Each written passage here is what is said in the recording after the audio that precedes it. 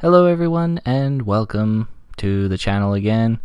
It's been a crazy couple of weeks, but I'm hoping that within the next week or so I'll finally be done with the work stuff that's been keeping me away from the channel. Yeah, I picked a really good time to try to start producing videos then when my work decides to spike. So yeah, great timing on my part. But we're learning.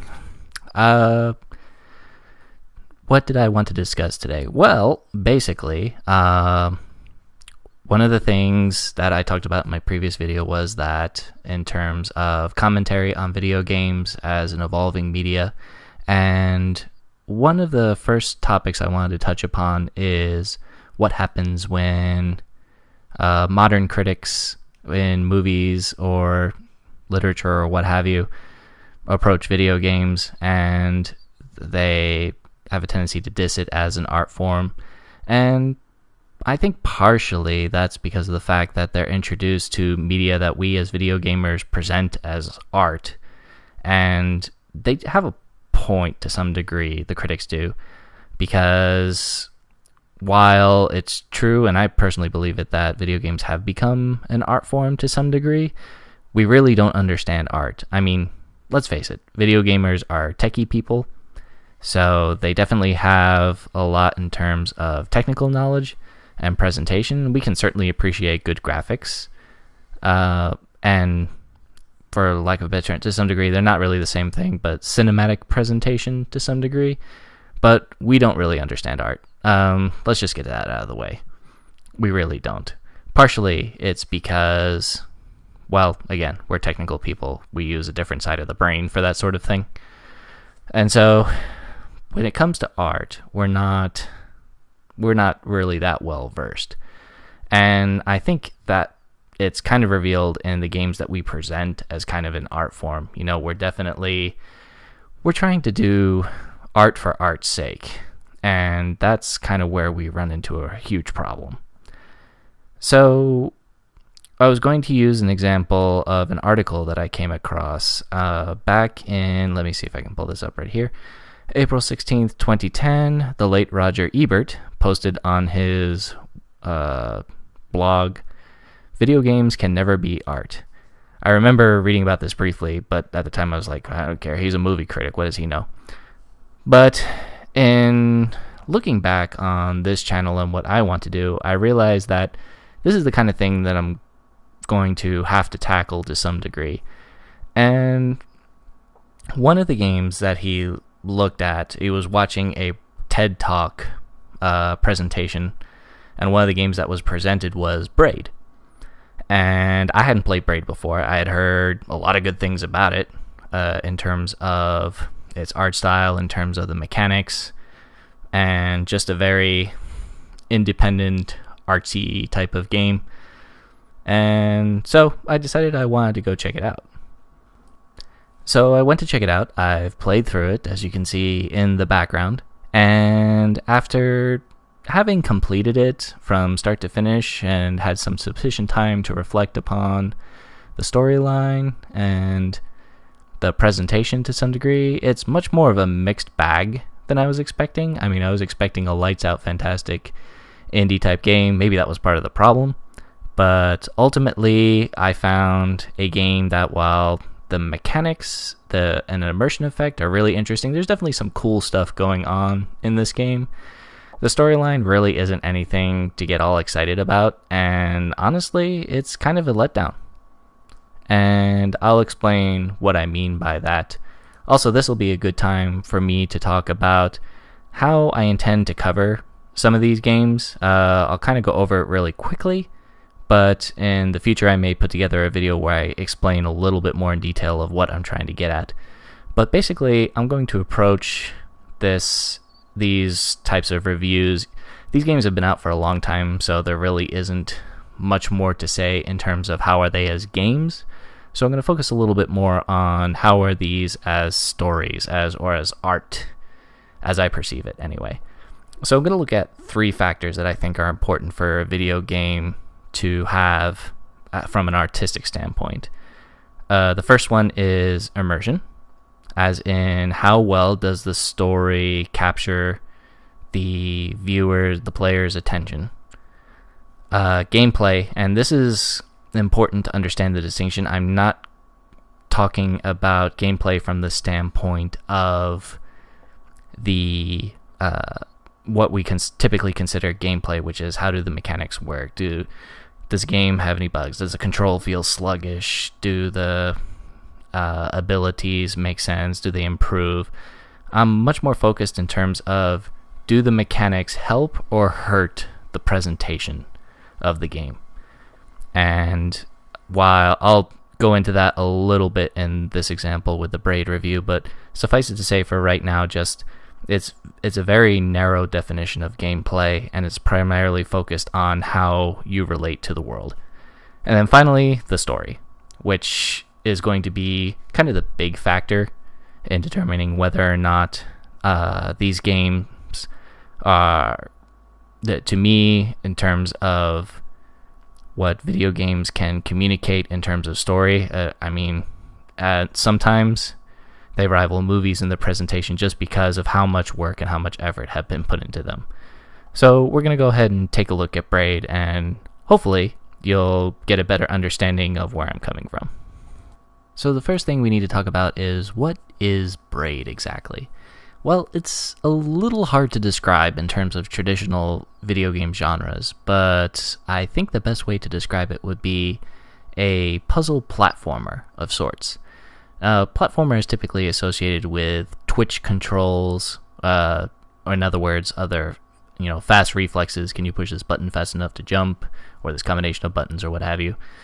Braid doesn't really fall into that category, however, because it has some interesting mechanics, such as the ability to travel back in time. In fact, if you are killed by an enemy, you can just rewind and replay a previous session, and we'll put that up on the screen here. As you can see, I'm rewinding to a previous event because I either got smoked or because I screwed up in solving a puzzle. It's much more focused on puzzles. There's definitely some mechanics of timed jumping, as well as some other solutions that require some dexterity, but mostly it's thinking. It's definitely focused much more on the puzzles than on the platforming, even though the platforming does present a core component to solving a lot of these puzzles. Now, what makes Braid so interesting is that their puzzles themselves are actually pretty unique in video games. I have a lot of trouble recalling some mechanics, especially with the time traveling. Closest thing I can think of is like Prince of Persia, but that only allows you to roll back time in a given time frame, very specifically, like a couple of seconds. This one will let you roll back all the way to when you first entered the stage. So there's some pretty interesting mechanics that it uses to force you to think in unique and interesting ways, as well as using the time traveling to the best of your ability and to solve the puzzles in interesting ways. They also introduce a number of mechanics as you go along. Each world has some unique twists to it, and use the previous techniques and mechanics in new and interesting ways.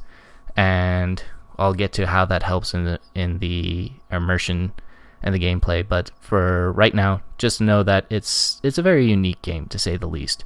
The unique art and presentation style have a very, for lack of a better term, impressionistic. You're never really sure what you're in. It conjures up images of games that, if you are a gamer, you might have played in the past, but not quite. In fact, that's kind of the point of it, I think, is to kind of conjure up nostalgic memories of games that you have played in the past and kind of put a darker twist on them to some degree. So let's talk about immersion for a minute. The immersive factor in Braid is actually, I would argue, its greatest strength, because first off, the characters from your hero to the odd little heads that you keep jumping on, I really don't understand who those enemies are or what you're trying to accomplish there. But they do a good job of keeping you immersed in this kind of off-kilter, strangely nostalgic, but at the same time vaguely unsettling kind of atmosphere that it's trying to present. You're never really quite sure going on. It feels like that it's kind of sort of those games that you played when you were a kid, but at the same time are very, there's just something just a little off about all the actors and all the participants, from the main character to the regular enemies to the bosses that you'll encounter on occasion. It's slightly unsettling. You always know that there's something just a little strange in the background.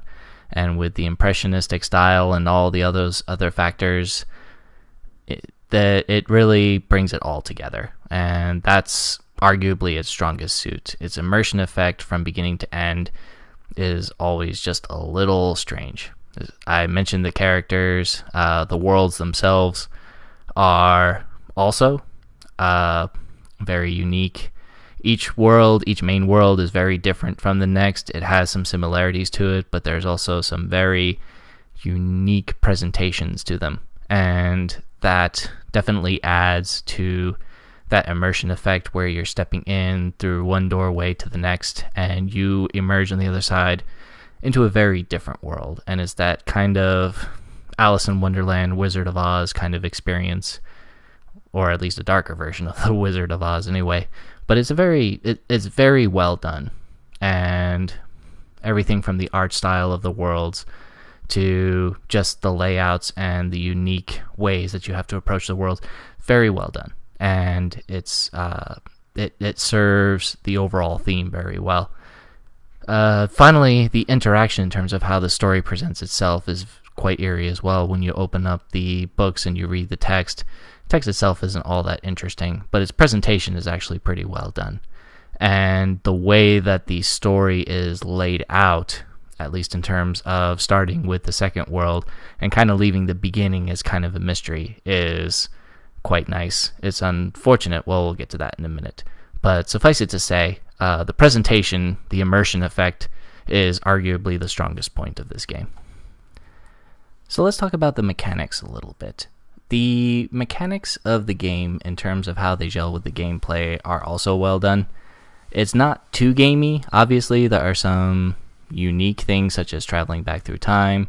Some of the aspects where you get this shadow effect, where you can roll back time, but your shadow does what you did on the previous round, so that it goes off in one direction, you can go in another direction to complete certain puzzles. Very interesting stuff.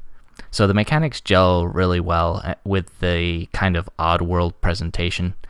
And in terms of how they're introduced, the abilities, I mean, it's kind of the most gamey, quote-unquote, thing about this, is that the tutorials themselves are pretty direct. On the other hand, they're not horribly intrusive like some really long tutorials in certain games. They're very quick. The controls are very simple, so that helps, obviously, but the fact is that they're presented pretty directly, and so they're kind of the most gamey aspect of it, but it doesn't detract too much from the outer worldliness of it. I mean, the world is odd enough as it is, so someone telling you press the spacebar to jump is not out of place, essentially. And the unique abilities complement the worlds themselves as well. Each world introduces a new kind of ability or kind of twist on the existing puzzles, as well as using your previous abilities in new ways. So that is actually very well done as well. And so it kind of all blends together in this kind of unique, I wouldn't say seamless, but it's pretty close to seamless interaction between the immersion effect and the way that you interact with the universe. And so because of that, it does enhance what I consider to be the weakest part, which is the story itself, which is, again, it's unfortunate because the mechanics, the immersion, and the gameplay are all in place. It's too bad it's in the service of what I consider to be a fairly weak story, which we're going to talk about right now. So now we come to the hardest part of reviewing Braid, and that is the story aspect of it. And when I say hard, it's hard really for two reasons. One is that the gameplay and the immersion interacts so well with what is trying to be presented, and the fact that it's what it's presenting really just isn't well thought out or even complete. Just makes it all the more disappointing. Now, without giving too much away, I'll talk about a few things about how the story itself is presented, as I mentioned before, in the books with the text primarily. And then there are also some pictures throughout the story. You collect pieces as part of the puzzles. That's essentially how you try to solve the levels, is that in each level there are a couple of pieces scattered about, and you have to solve these platforming puzzles in order to get the pieces. And once you complete the world, you should have all the pieces, and then you can put them together to form this picture. The problem is that the pictures are so disconnected in terms from the story itself that, again, it's kind of trying to leave this kind of impressionistic vibe, for lack of a better term. The problem is that it just doesn't go anywhere. You know, it builds all of this momentum. You know that there's more to the story than meets the eye of this character trying to find his princess, and it's going to take a dark turn. You just know it's gonna happen throughout the whole thing. And then while the ending itself is clever in terms of how the time is rewound, well, for the record, we're approaching a spoiler alert, so if you do not want to have a spoiler, please skip over this. I'll try to annotate this in the video. So, spoiler alert. Okay. At the last scene, when the character Tim finds his princess and then begins to, at the moment, time freezes and it stops, and then you hit the rewind mechanic and it turns out that Tim is actually chasing the princess and the princess is trying to run away from him. That's all clever and all, but it doesn't make any sense.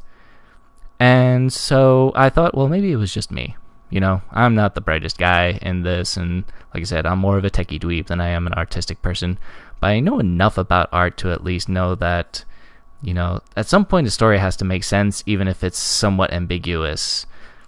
And unfortunately, Braid is ambiguous in all the wrong ways. It really just doesn't make any sense. And so I did my research on this and tried to look up, you know, what was the creator of Braid trying to communicate. And even he doesn't know. He says that there are multiple meanings to the game, which basically tells me there's no meaning, honestly. I mean, if you can present a story with multiple meanings and it still makes sense. But in this case, the fact that the meanings might even be contradictory to each other, it just doesn't gel. It makes no sense. You know, ultimately, this is the problem with gamers trying to present video games as art, is that we don't get art. At least not yet. We keep trying to do this art for art's sake,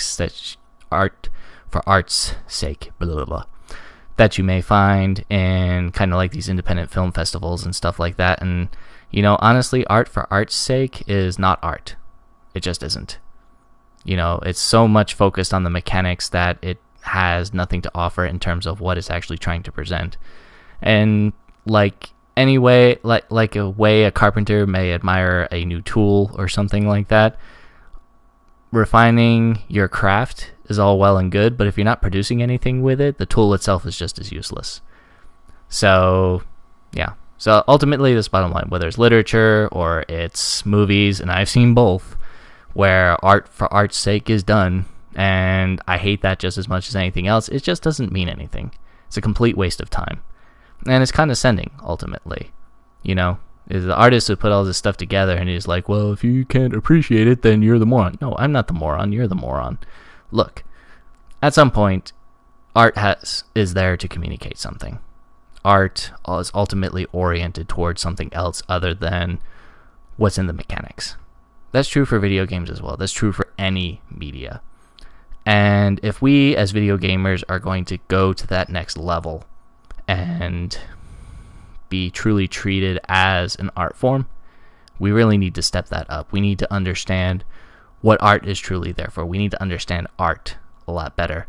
I think we're starting to turn a corner in that regard, but I still think we're kind of, honestly speaking, a little insecure when it comes to literature and movies. Literature, books, movies, they have established expectations, and they have established themselves as an art form, and they have certain rules that they conform to, and the creativity within those boundaries. Literature, words are important, obviously. The descriptions, the textures, the pacing. In movies, the way scenes are shot, the way that every shot, every scene, every line of dialogue is used for maximum effect. In video games, this is a lot more challenging, but because of the dynamic nature of it, it has the ability to be a lot more immersive. But we're not going to get there if we keep presenting stuff like Braid as the pinnacle of our art form. If all we've got is a lovely game, and it is lovely, the presentation is great, the gameplay is very unique, but the story, it's like trying to dress up a lump of coal. It just doesn't work. It's just not there. I'm sorry, but it isn't. So, next time, when we try to look at this a little bit more, I have a plan for what my next video is going to be as far as this presentation. I'll talk a little bit more about how I feel that video games, when done right, have the ability to immerse people in a particular story in a way that movies cannot compare, even if the presentation may be lacking. So we'll talk about that next time. Thank you for joining me, and we'll see you later.